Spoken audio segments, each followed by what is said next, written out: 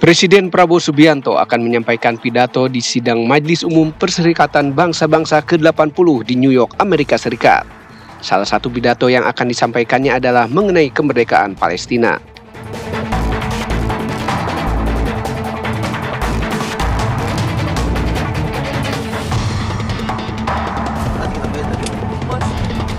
Anggota DPRD Gorontalo, Wahyudin Moridu, yang viral karena ucapan rampok uang negara, resmi dipecat dari kursi Dewan Perwakilan Rakyat Daerah dan kader PDI Perjuangan.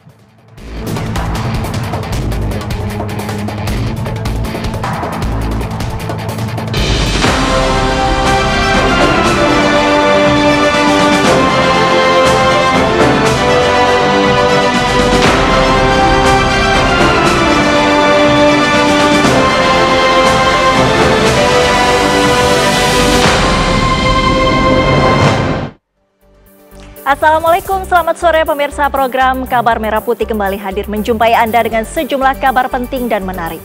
Salah satunya adalah mengenai kehadiran Presiden Prabowo Subianto dalam sidang Majelis Umum PBB di New York, Amerika Serikat. Prabowo akan berpidato mengenai sejumlah isu yang menjadi sorotan dunia, di antaranya mengenai kemerdekaan Palestina. Saya Sita Paprika selama 1 jam ke depan akan menemani Anda. Dan pemirsa, inilah program Kabar Merah Putih selengkapnya untuk Anda.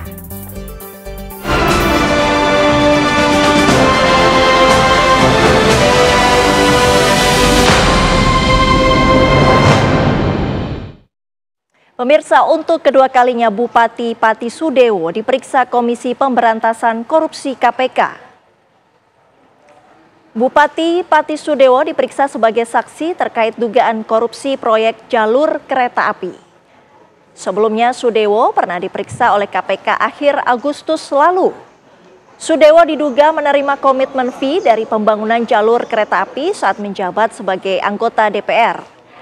Dalam kasus ini telah menetapkan sejumlah tersangka, diantaranya pegawai di Kementerian Perhubungan RS yang merupakan Ketua Pokja terkait proyek pembangunan jalur ganda kereta api Solo Balapan Kadipuro.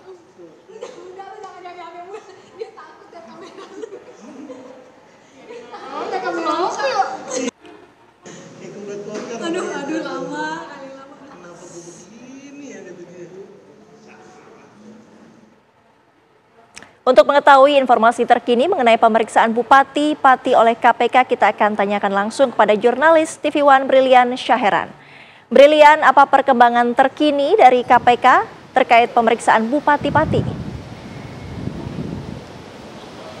Baik Sita dan juga pemirsa, betul sekali bahwa hari ini Komisi Pemberantasan Korupsi ini memanggil Bupati Pati Sudewo untuk kembali menghadiri proses pemeriksaan yang kedua kalinya sebagai saksi dalam kasus dugaan korupsi dalam pembangunan dan juga pemeliharaan jalur kereta api di DJKA dan juga Kementerian Perhubungan di wilayah Jawa Timur pada tahun 2019 hingga tahun 2022.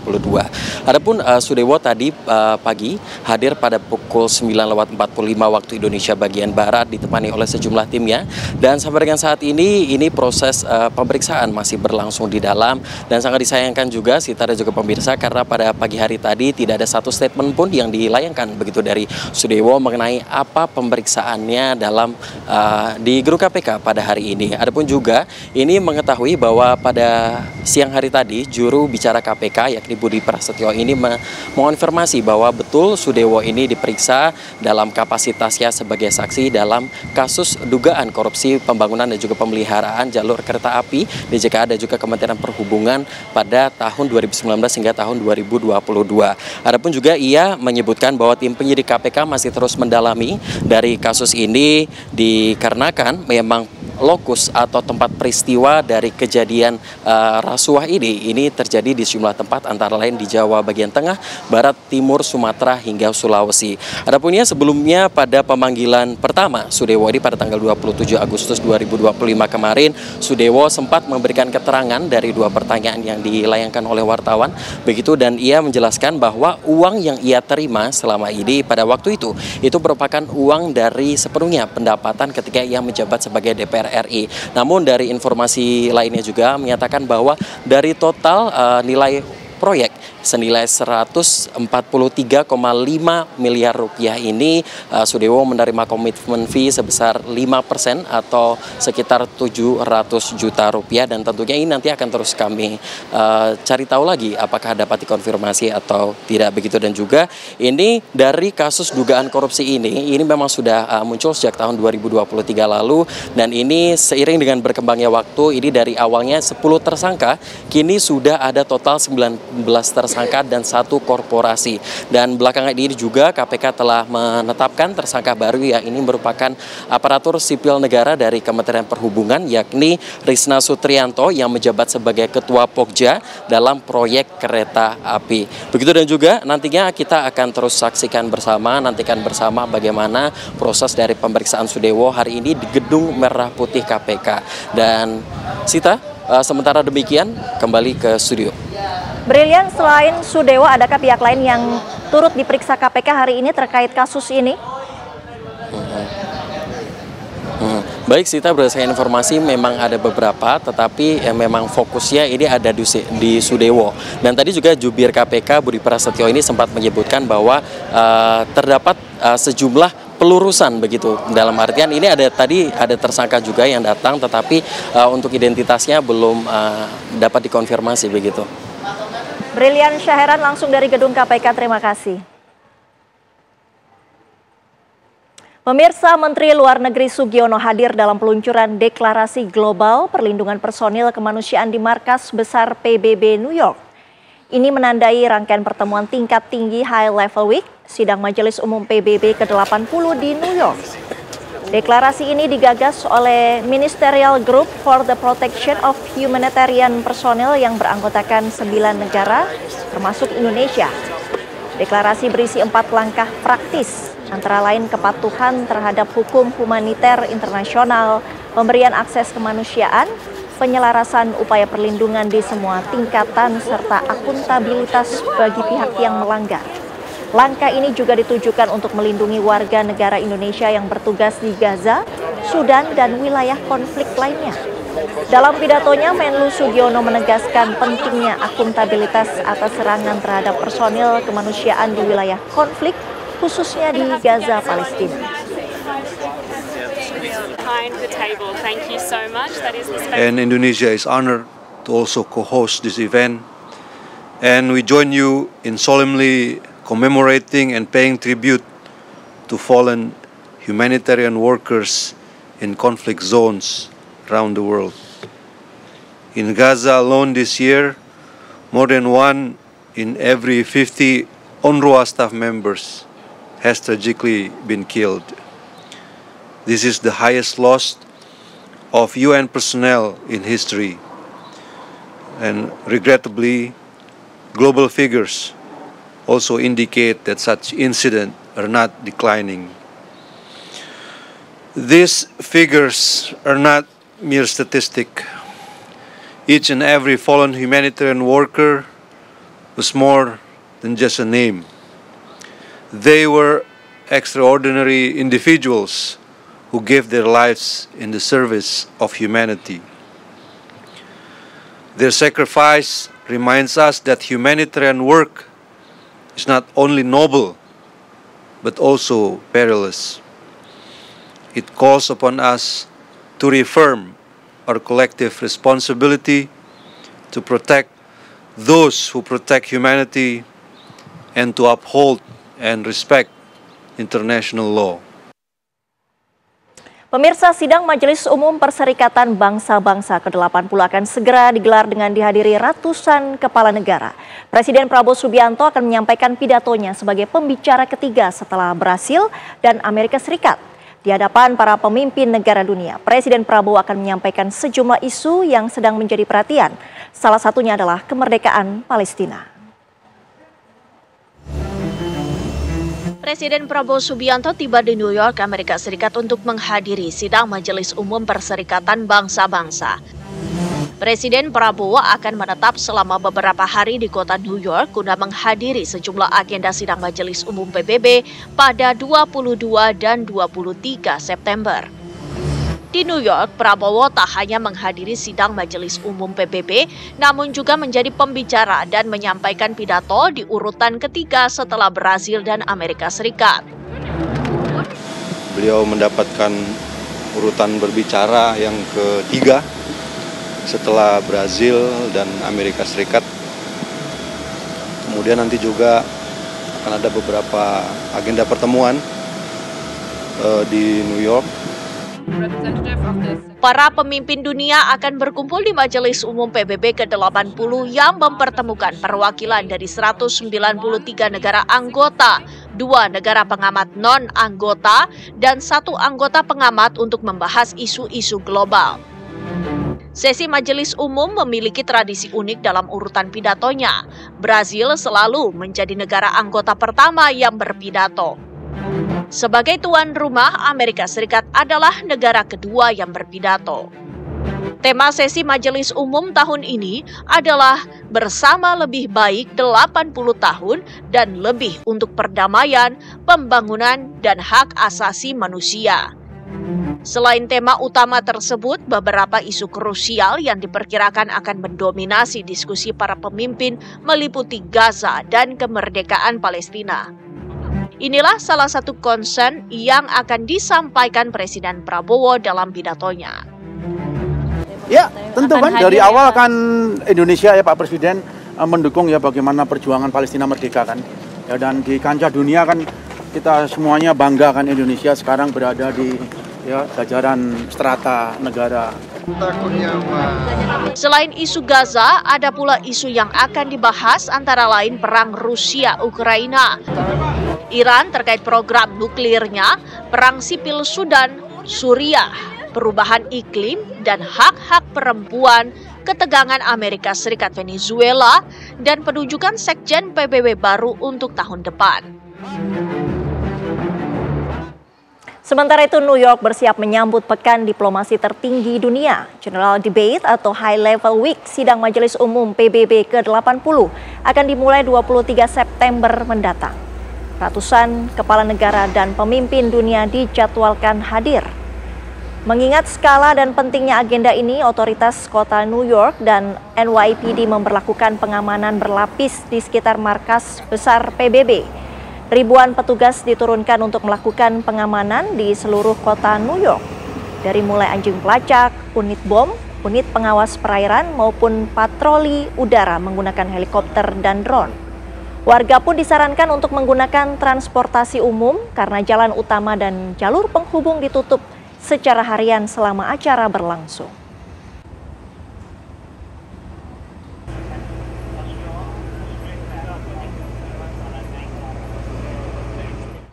Anggota DPRD Gorontalo Wahyudin Moridu yang viral karena ucapan rampok uang negara telah resmi dipecat dari kursi DPRD. Kabarnya sesaat lagi, tetaplah bersama kami. Anda kembali di Kabar Merah Putih. Pemirsa, anggota DPRD Gorontalo Wahyudin Moridu yang viral karena ucapan rampok uang negara telah resmi dipecat dari kursi Dewan Perwakilan Rakyat Daerah dan kader partai. Ucapan dan tindakan Wahyudin dinilai mencederai hati rakyat dan melanggar kode etik berat. Dewan Pimpinan Pusat PD Perjuangan resmi memecat anggota DPRD Provinsi Gorontalo Wahyudin Moridu. Keputusan ini diambil setelah video Wahyudin viral lantaran menyebut dirinya akan merampok uang negara. Meski sudah meminta maaf, tapi ucapan dan perilaku Wahyudin sudah menyakiti hati rakyat. DPD PDI Perjuangan menyatakan pemecatan Wahyudin Moridu dari partai dan juga pemberhentian sebagai anggota DPRD Provinsi Gorontalo. Surat keputusan atau SK pemberhentian Wahyudin telah diterbitkan pada Sabtu 20 September kemarin. Di Badan Kehormatan mempertanyakan siapa perempuan ini. Penyampaian Wahyudin Moridu bahwa perempuan ini adalah pasangan hubungan gelapnya. Saya tanya, apa penyebab sampai video ini diedarkan? Jawaban beliau yang bersangkutan bahwa yang bersangkutan perempuan ini meminta sesuatu tapi belum dipenuhi oleh Wahyudin Moridu. Jelas dalam aturan kode etik kita ini sudah pelanggaran berat dan sanksi yang akan diberikan pasti sanksi yang berat. Sanksi yang berat itu harus diberhentikan sebagai anggota DPRD. Ketua Badan Kehormatan DPRD Provinsi Gorontalo sempat mempertanyakan perempuan yang bersama Wahyudin dalam mobil. Terlepas alasan Wahyudin, BK DPRD menilai Wahyudin sudah melakukan pelanggaran etika berat. Atas pemecatan Wahyudin Moridu sebagai anggota DPRD Provinsi Gorontalo, DPD PDI Perjuangan telah menyiapkan calon pengganti antar waktu atau PAW yang akan mengisi kursi Wahyudin di DPRD. Dari Gorontalo, Kadek Sugiyarta, TV One mengabarkan.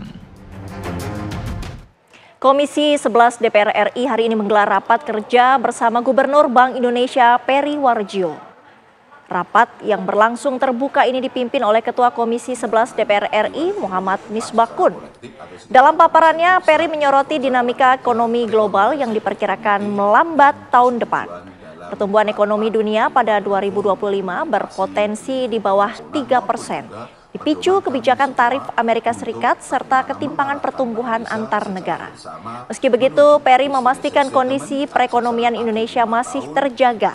Setelah ekonomi di triwulan 2 tahun ini tumbuh di atas 5%, Bank Indonesia menilai perlu ada dorongan tambahan agar pertumbuhan bisa lebih kuat. Dari Komisi 11, kemudian program Bank Indonesia dan bagaimana. Kita menuju gedung DPR RI, jurnalis TV One Vanessa Liu akan melaporkan perkembangan terkini dari jalannya Raker Komisi 11 DPR RI dengan pihak Bank Indonesia. Vanessa.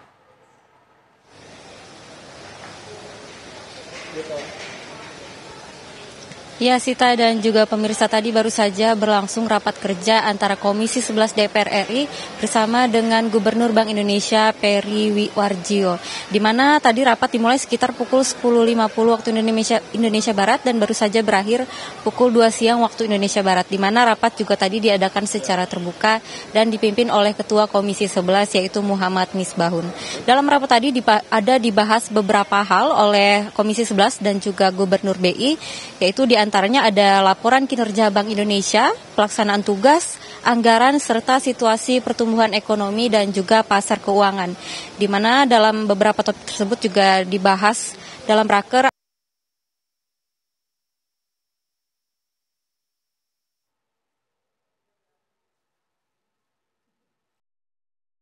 Di era Presiden Donald Trump, serta pertumbuhan antar negara. Selain itu, Peri memperkirakan pertumbuhan ekonomi dunia berpotensi lebih rendah dari proyeksi sebelumnya, bahkan di bawah 3%. Namun, kondisi perekonomian dalam negeri sejauh ini masih tetap terjaga dengan baik, namun masih perlu memperkuat pertumbuhan karena saat ini laju ekonomi masih berada di bawah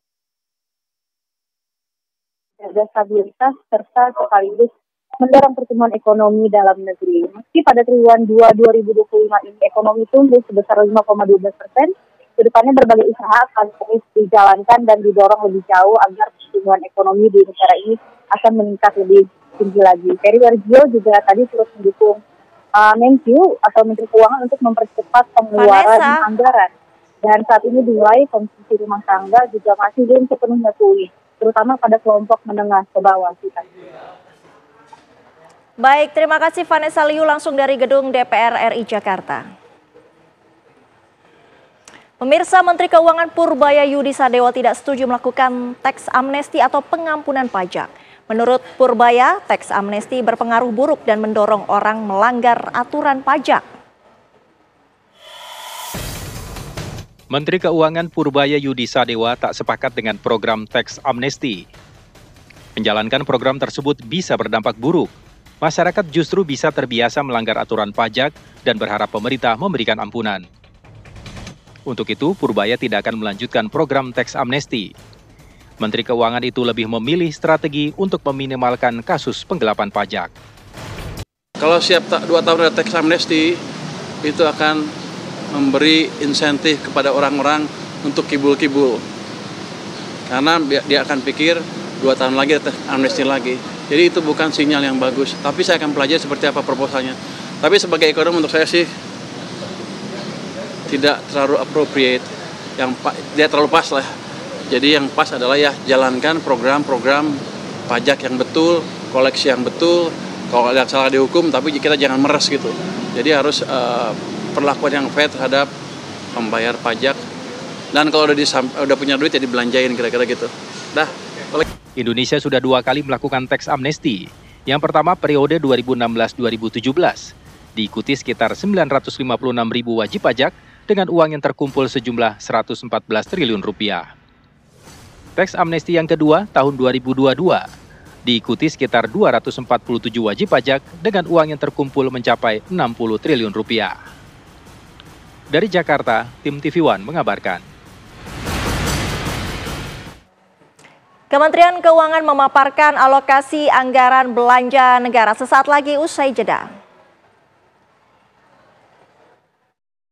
Katakanlah tertutup atau terbatas ya dengan KL-KL begitu. Ini mungkin sesuatu yang baru teman-teman dan berpotensi menimbulkan nanti katakanlah pro kontra atau diskusi.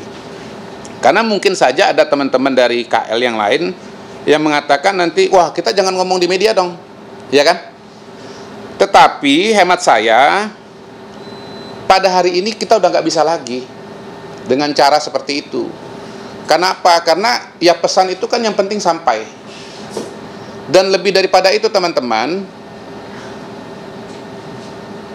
masyarakat dan media itu harus tahu bahwa ada dialog di dalam pemerintahan. Ya namanya juga kan beda kepala, bisa beda pendapat, beda pemikiran, beda strategi, dan seterusnya. Itu sah dan biasa saja dalam teknokrasi, dalam pembuatan kebijakan publik.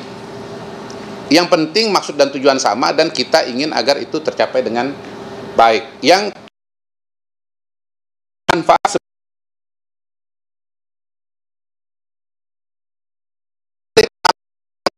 belajar di pengalaman terakhir, dinamika terakhir, khususnya di bulan Agustus.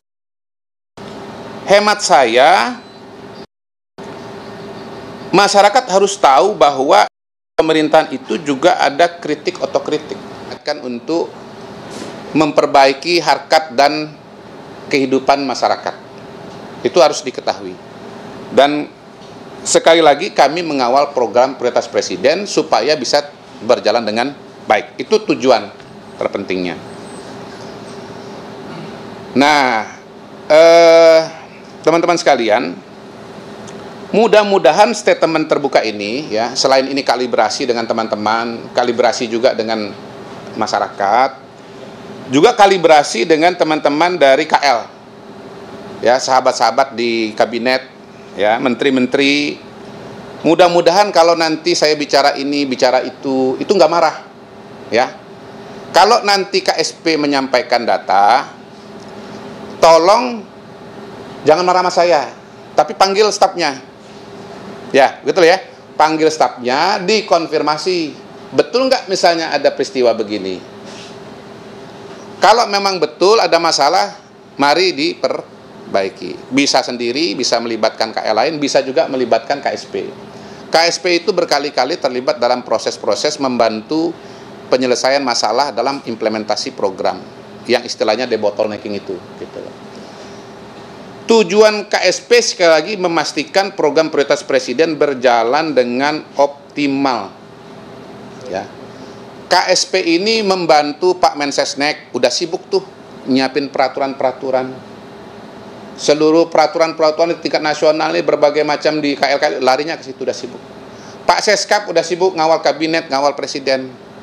Nah sekarang yang ngawal program siapa? Gitu. Ya KSP itu. KSP ini mengawal program-program prioritas presiden. Ya. Bila perlu nanti data dari KSP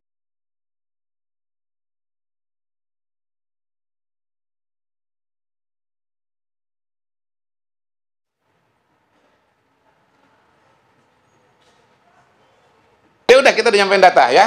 Nanti dari KL nyampaikan data gitu. Tujuannya adalah solusi. Kita nggak akan balas-balasan, apalagi perang, apalagi kelahi gitu. Ini saya kalibrasi dengan teman-teman di kabinet. Ya, mudah-mudahan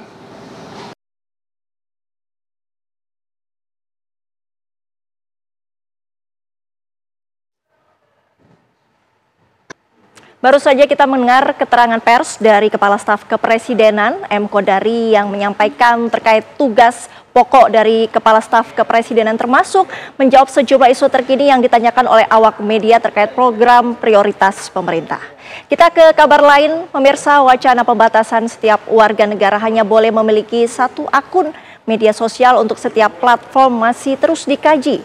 Sekjen Kementerian Komunikasi dan Digital Komdigi Ismail menegaskan, aturan itu bukan untuk membatasi kebebasan berekspresi masyarakat, melainkan membuat ruang digital lebih aman.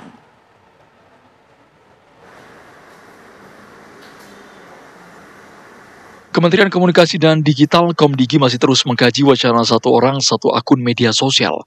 Usulan ini dinilai bisa jadi solusi mengurangi konten negatif seperti hoax atau ujaran kebencian hingga penipuan secara online.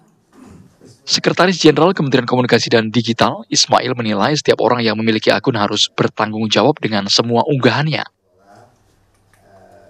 Ketika ada orang masuk di ruang digital, dia tidak lagi diketahui bahwa dia bisa bersembunyi, dia bisa bukan saya gitu, bisa mendinai ada kesempatan seperti itu. Nah, ketika ada kondisi yang seperti ini, maka mudah kemudian timbul yang tadinya mungkin tidak berniat jahat pun nanti kemudian bisa tergoda, bisa ini, oh kan orang lain nggak tahu kalau ini saya. Jadi di ruang konvensional, ruang biasa, di ruang digital tuh itu sama saja gitu. Nah, bagaimana caranya? Inilah kemudian hal-hal yang diperlukan untuk itu, masalah akun tadi, masalah digital ID, recognize, mungkin tidak hanya sekedar ngetik tapi juga harus menampilkan wajah, sidik jari dan sebagainya. Ini kan tools yang bisa digunakan untuk membuat ketika orang masuk di ruang digital itu bertanggung jawab. Usulan setiap warga negara hanya memiliki satu akun satu media sosial sudah diusulkan Komisi 1 DPR pada Juni 2025 lalu. DPR waktu itu khawatir adanya akun kedua yang kerap disalahgunakan. Tim TV One mengabarkan.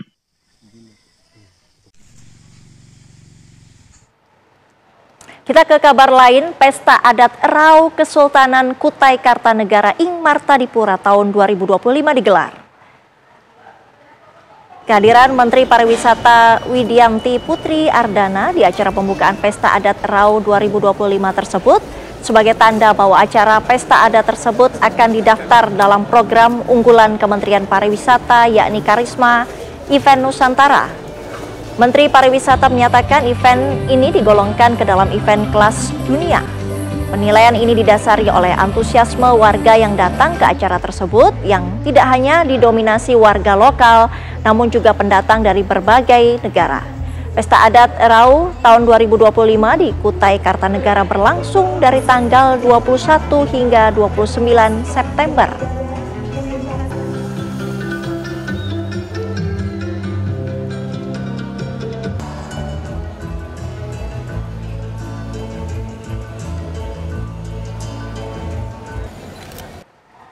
Apa tanggapan Menteri Agama Nasaruddin Umar terkait Kepala Kantor Wilayah Kementerian Agama Nusa Tenggara Barat Zamroni Aziz yang melempar gagang mikrofon di sebuah acara resmi? Kami hadirkan informasinya usai jeda.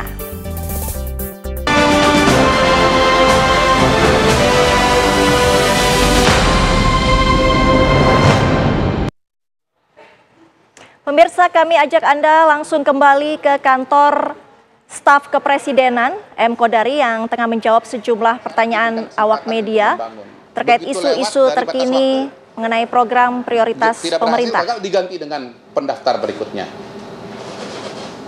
Ya toh? Dengan cara seperti itu langsung seluruh Indonesia akan tahu titik-titik yang masih tersedia atau masih tersisa. Ya, saya sebut masih tersisa karena ini sudah banyak yang berdiri.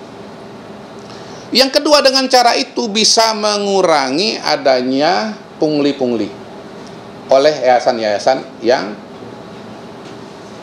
keluar dari koridor. Saya mau mengingatkan dalam rangka menjaga program Presiden dalam menjaga anak-anak kita. Kalau ada pungli, kalau ada pungli pada SPPG,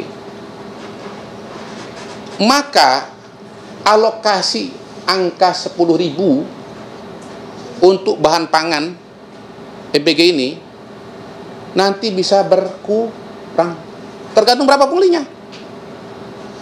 Itu yang saya katakan, nanti kualitas gizi dan kualitas bahannya akan menurun, yang ujungnya bisa menimbulkan resiko keracunan.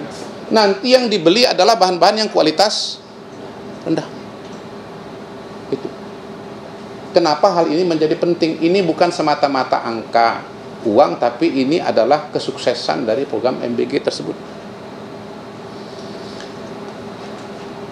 Kalau dijalankan dengan benar, teman-teman sekalian, ya, pengelolaan SPPG, ya, manajemen SPPG, ya, tidak ada pungli, sesuai dengan SOP, ada SLHS, insya Allah program MBG akan berjalan dengan baik dan resiko keracunan bisa diatasi.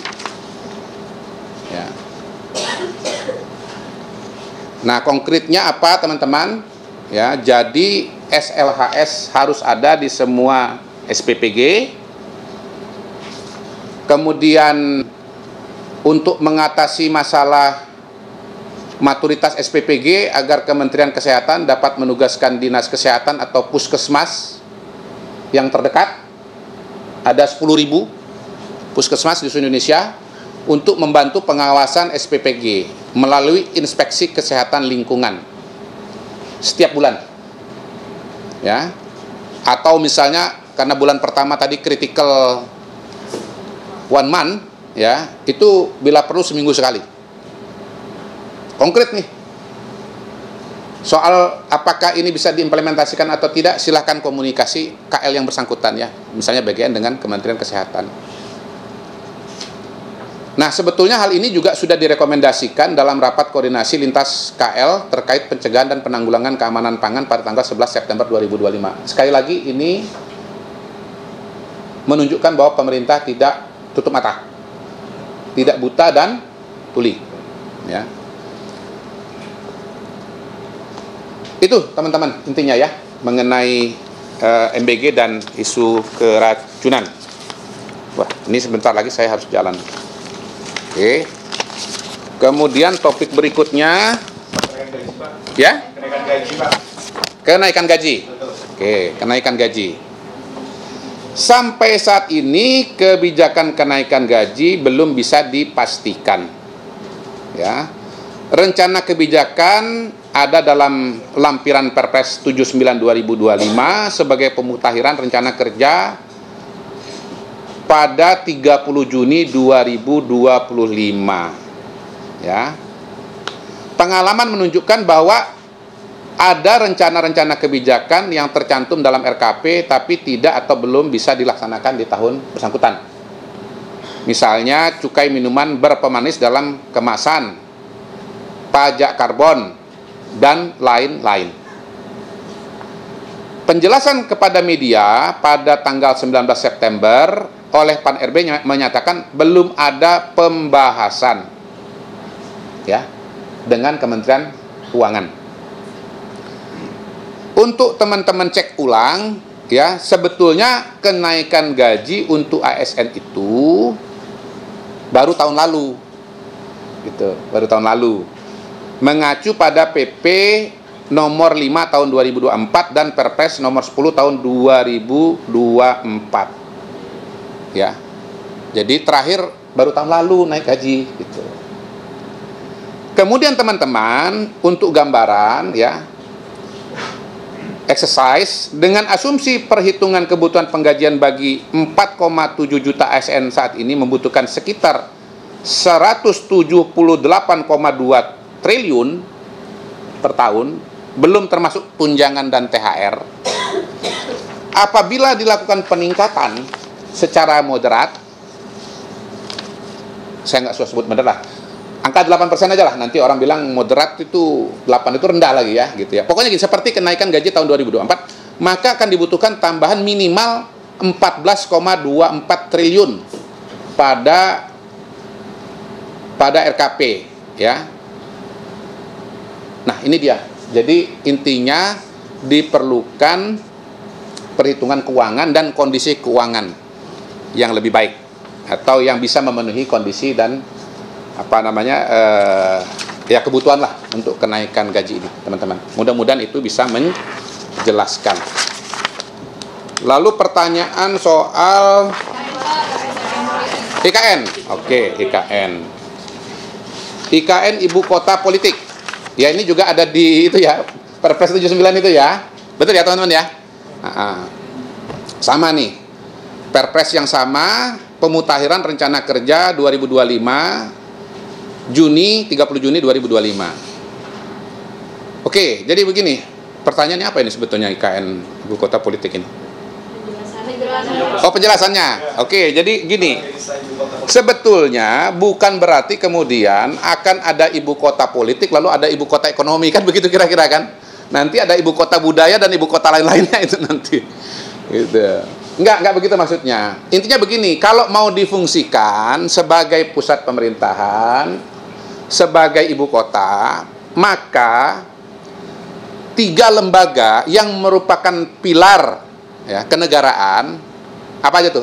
Eksekutif, legislatif, dan yudikatif itu sudah harus ada fasilitasnya. Nah, kalau baru ada eksekutif, baru ada istana negara, tapi legislatif alias DPR-nya nggak ada, nanti ngomong sama siapa? Rapat sama siapa? Kira-kira begitu. Nah, ini sudah ditetapkan oleh Pak Prabowo bahwa per 2028, betul ya? Ketiga lembaga itu sudah harus ada fasilitasnya. Sehingga kalau mau sidang, sudah terpenuhi. Ada semua sudah, eksekutifnya sudah ada, legislatifnya sudah ada, dan yudikatifnya sudah ada. Kemudian soal tim transformasi reformasi Polri, saya belum bisa jawab. Ya, belum sempat telepon kiri, telepon kanan. Gitu. Dan rasa-rasanya sih ini kita tinggal menunggu ya. Karena memang beberapa indikasi menunjukkan bahwa ini sudah berjalan. Misalnya Kapolri resmi membentuk tim transformasi reformasi Polri yang anggotanya itu beberapa puluh perwira. Kemudian juga sudah ada Pak Doviri kemarin dilantik ya untuk memimpin tim ini, dan artinya sih ini akan berjalan ya. Kemudian soal pidato presiden ya, saya kira nggak seru kalau dibocorin. Tapi gini teman-teman tuh sebetulnya nggak perlu nanya. Kalau kisi-kisi tinggal dilihat saja selama ini presiden, kalau isu-isu internasional itu talking pointnya apa gitu. Coba apa coba? Satu apa? Hah? Apa? Coba yang kenceng. Nah, terus? Terus? Ya udah itu aja yang diliput pernyataan dari teman-teman. Udah bisa nebak kan? Gitu, nggak seru lagi kalau dibocorin dari sekarang. Gerakan stop totot wok. Berawal dari protes warganet di media sosial yang menyoroti penyalahgunaan sirene dan strobo pejabat publik. Pak Mensesnek Mas Pras sudah menegaskan bahwa pejabat publik harus bijak menggunakan pengawalan dan mencontoh Presiden Prabowo ya, yang hormat kepada pengguna jalan lain. Panglima TNI Jenderal Agus Subianto juga mengaku jarang menggunakan strobo karena merasa terganggu dan ingin memberikan contoh kepada masyarakat. Saya sendiri dari beberapa waktu yang lalu sudah mengatakan saya stop pakai patwal.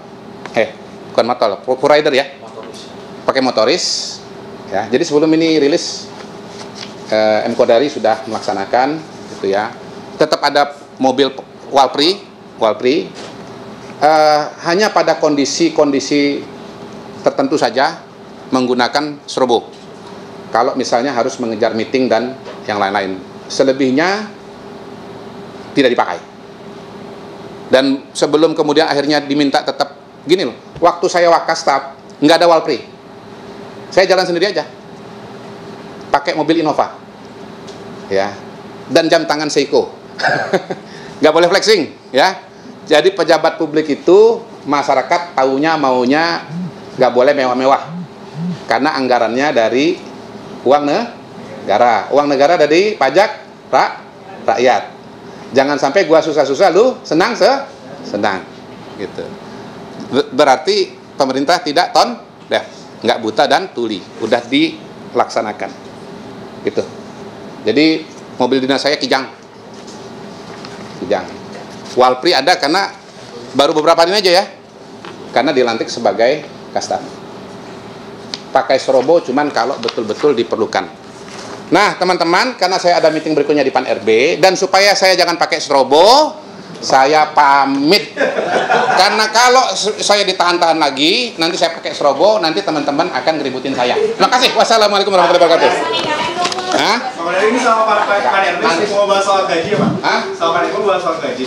Pak, IKN itu nanti Jakarta sudah ibu kota negara. Baru saja kita mendengarkan keterangan pers dari Kepala Staf Kepresidenan M. Kodari yang menjawab sejumlah pertanyaan awak media terkait program prioritas pemerintah MBG, kemudian Perpres mengenai kenaikan gaji ASN, salah satunya guru. Kemudian Kodari juga menjawab terkait isu IKN dijadikan sebagai ibu kota politik tahun 2028 tentang kesiapan IKN, dan yang terakhir mengenai aturan penggunaan strobo bagi para pejabat negara. Kabar Merah Putih masih akan kembali usai jeda, tetaplah bersama kami.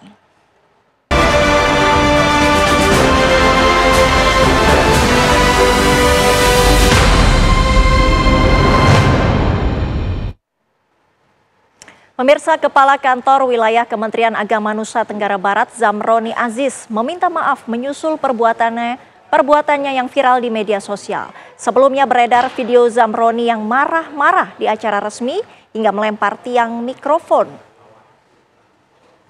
Inilah video pelantikan Kepala Kemenak Kabupaten Dompu di kantor wilayah Kementerian Agama Nusa Tenggara Barat di Mataram. Acara berlangsung Jumat 19 September lalu. Video ini langsung mengundang tanggapan negatif dari warganet. Zamroni mengaku kesal karena acara berlangsung berantakan, termasuk mikrofon tidak berfungsi baik. Menghindari polemik berkepanjangan, Kakanwil Kemenak NTB Zamroni akhirnya meminta maaf secara terbuka.